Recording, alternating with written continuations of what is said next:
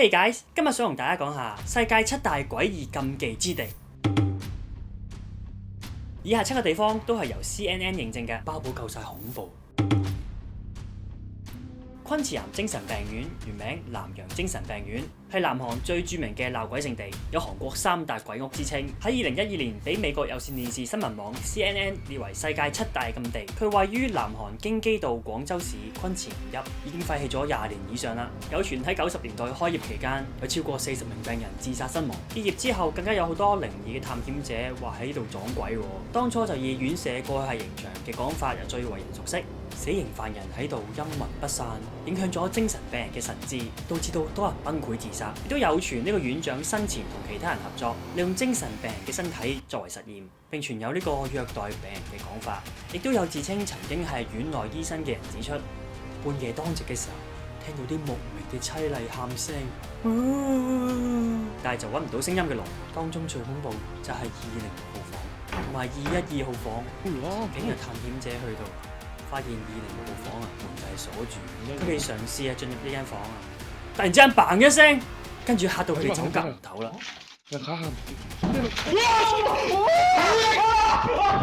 從此係吸引咗好多人嚟到呢個206號房同埋212號房嗰度朝聖喎。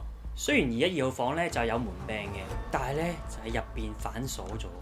但係呢一個廢棄咗冇人嘅精神病院入邊，究竟係邊一個或者啲乜嘢將對門鎖起呢？2018年上映咗一套《昆池岩》，就係以呢個精神病院嚟做主題拍電影㗎啦。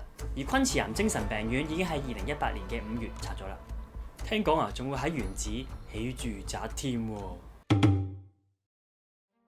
普雷皮亞茲係位於烏克蘭基輔州靠近白俄羅斯邊界嘅一個地方，係距離切爾諾貝爾幾公里嘅一個小城市。高峰嗰陣有成5萬人嘅。災難發生咗之後，已經變成咗一個鬼城。因為佢位於1986年切爾諾貝爾核電廠核災嘅疏散區入邊而俾人遺棄嘅。遊樂園咧原本喺1986年嘅5月1號就開業㗎啦，但係喺4月26號切爾諾貝爾發生核電廠爆炸，成個城市咧就開始疏散，未嚟得切開放嘅公園就變成咗一座永久嘅紀念碑。呢一度亦都係成個普雷皮亞茲輻射最高嘅地區之一。園區內最有標誌性嘅設施就係呢個26米嘅摩天輪啦。除此之外咧，仲有4個景點，好似呢個碰碰車啦、散冰騎行啊、千秋船。園區入邊咧，仲有呢個嘉年華射擊遊戲噶。端島係位於日本西部九州長崎沿海域嘅一個半人工島嶼，因為佢外形好似軍艦，所以有軍艦島之稱。軍艦島喺1890年就開始呢個煤礦採礦開發，成為咗日本近代化端島煤礦業重要支柱。雖然只係一座小島，但係喺1960年呢一度係世界上人口最密集嘅城市。喺呢個長480公尺、闊160公尺嘅地方入邊，住咗超過5200人喺呢度生活啊！人口嘅密度甚至乎係東京嘅9倍。喺1974年關閉之後，軍艦島就變咗一座無人島啦。但係島上嘅居民設施，例如醫院、學校、神社、電影院，當時嘅建築物都好完整咁保存落嚟。CNN 就曾經報導喺第2次世界大戰嘅時候，軍艦島存在咗嚴重嘅勞工問題，好多韓國同埋中國嘅戰俘都被強迫喺呢個礦區嗰度勞動，唔單止長期受到高溫潮濕嘅折磨，仲會被毆打同埋禁止進城。據統計，1925年至1945年，至少有123個韓國人同埋15個中國人死喺呢個軍艦島。雖然佢被 CNN 認證為世界7大詭異之地，但係軍艦島咧喺2009年之後咧已經再對外開放啦。如果想親身去體驗呢個咁沉重嘅歷史咧，大家咧就可以去呢個長崎嗰度搭船登島參觀啦。捷克人骨教堂咧，佢嘅外觀係一般嘅哥德式建築，內部咧就係由4萬人嘅頭蓋骨、肋骨等等嘅骨頭做成聖物飾品放喺教堂入邊。教堂原本係一座冇人跡嘅修道院。13世紀嗰陣一位修道院長從耶路撒冷帶啲泥土翻嚟撒喺呢度嘅墓地，從此就出晒名啦。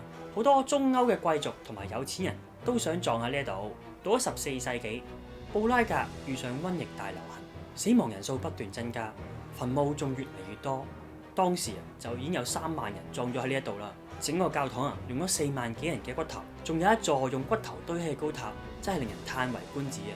最厲害就係呢啲骨頭互相咁堆搭，冇用繩串埋嘅，室內幾乎都係人骨包圍住。骨頭俾人用嚟做成燭台、十字架、吊燈，甚至乎堆成塔啊！有機會啊，我都真係好想去睇下，不過我可能好驚。青木原係位於日本富士山西北邊嘅山腳，佔地35平方公里，擁有大量嘅原生樹林。呢度咧，我幾年前就嚟過啦，哇！啲樹真係非常之茂密。當風吹向青木原嘅茂密樹林入邊，就好似海浪一樣，所以又被稱為樹海。由於日本作家松本清張嘅小說《波之塔》同埋電影《樹之海》，用咗青木原樹海作為呢個自殺嘅背景。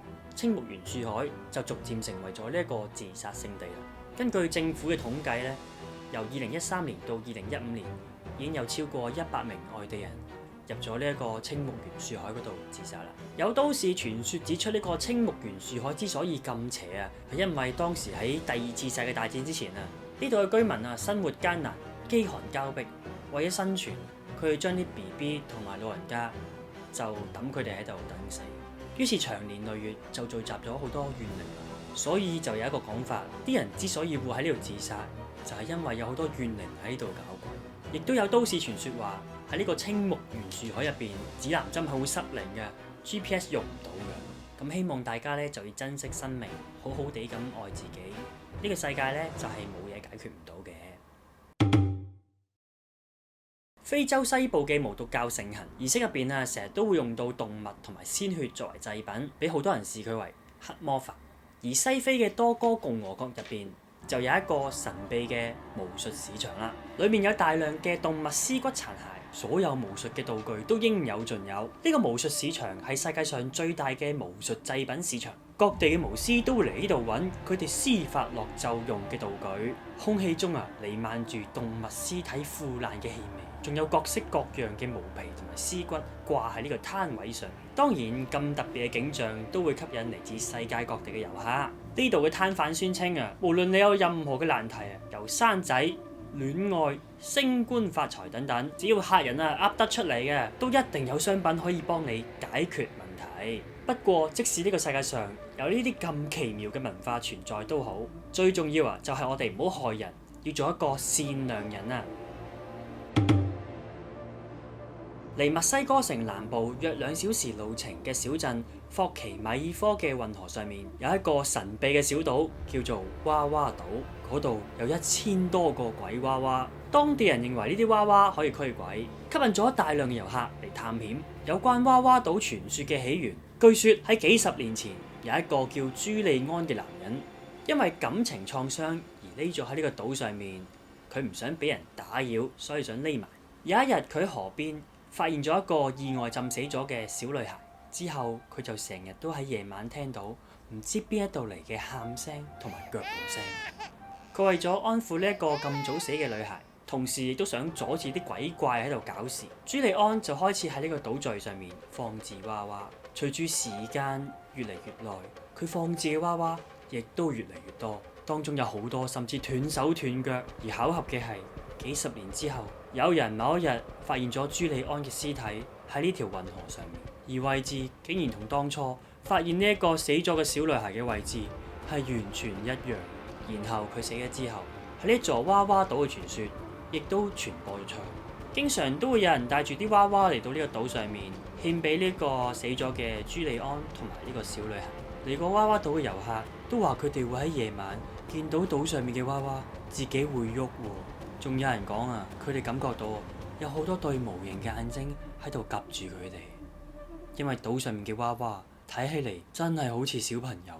有啲娃娃成身都係蟲，有啲娃娃全身都係青苔，有啲啊就殘缺不全，部分啊就好似剩翻忽肉咁樣，俾啲繩咁綁埋一齊喺度揈下揈下。種種靈異嘅傳說就令呢一座島蒙上咗一個神秘嘅面紗。呢一個地方逐漸成為咗一個熱門嘅觀光景點。無論娃娃島嘅傳說係真有其事，抑或係之後有人刻意做出嚟嘅商業觀光噱頭，娃娃島喺當地人心入邊個地位就同佢哋廣傳嘅都市傳說哭泣的女一樣，喺文化上已經成為咗唔可以缺少嘅一部分。以上就係7個 CNN 認證嘅詭異之地，你又覺得邊個最恐怖呢？留言話我知啦，下集見。